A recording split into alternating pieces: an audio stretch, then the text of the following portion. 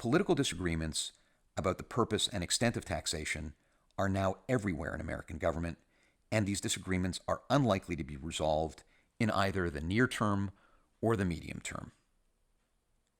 Business owners whose wealth is concentrated in the companies they've built are directly affected. There's a permanent partisan battle, for example, over estate taxes and related taxes, and over taxes on capital gains, and even on income taxes, or maybe especially on income taxes.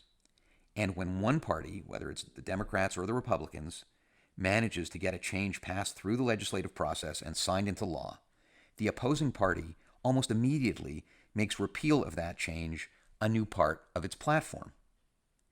Everything is subject to this tug of war, this political tug of war. And when you can't rely on the rules of the game to be stable or predictable or durable, planning needs to develop solutions that will work effectively no matter how the rules change. And often, this is going to involve the creation of trusts and trust-owned vehicles, as well as charitable strategies and charitably focused structures. Assets held in these ways have moved beyond the estate. They're not part of the individual's estate, and therefore are beyond the reach of estate taxes.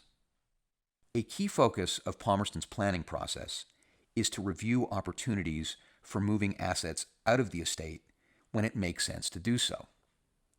And here's another key reality.